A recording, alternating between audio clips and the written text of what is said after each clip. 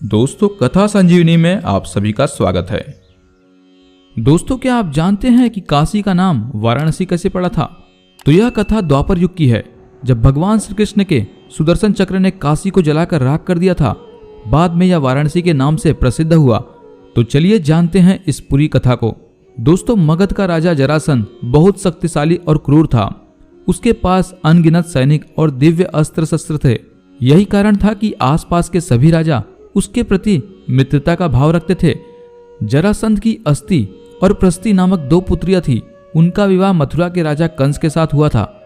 कंस अत्यंत पापी और दुष्ट राजा था।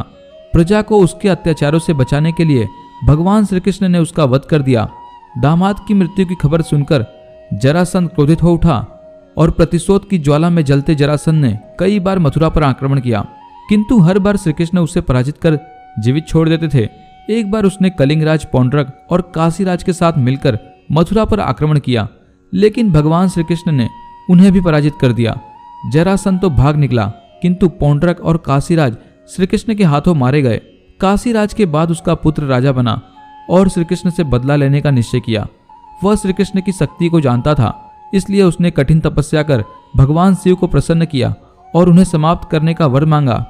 तब भगवान शिव ने उसे कोई अन्य वर मांगने को कहा, किंतु वह अपनी मांग पर अड़ा रहा।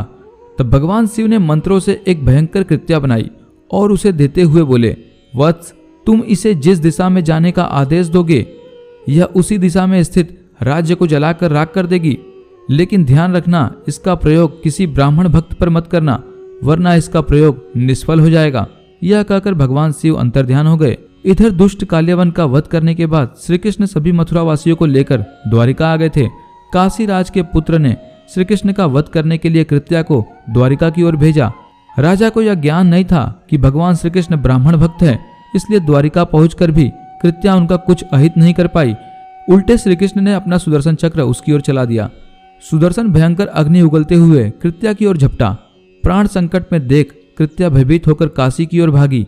सुदर्शन चक्र भी उसका पीछा करने लगा। काशी पहुंचकर सुदर्शन ने कृत्या को भस्म कर दिया, किंतु फिर भी उसका क्रोध शांत नहीं हुआ और उसने काशी को भी भस्म कर दिया। कालांतर में वारा और असी नामक दो नदियों के मध्य यह नगर पुनः बसा। वारा और असी नदियों के मध्य में बसे होने के कारण इस नगर का नाम वाराणसी पड़ा।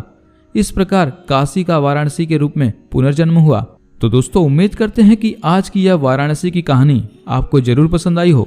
तो दोस्तों, वीडियो को ज़्यादा से ज़्यादा लाइक और शेयर भी अवश्य करें और इसी के साथ कथा संजीवनी इस चैनल को सब्सक्राइब कर घंटी के बटन को भी अवश्य दबाएं। तो दोस्तों, मिलते हैं अगले किसी बेहतरीन कहानी के साथ। तब तक के लिए आप सभी का धन्यवाद।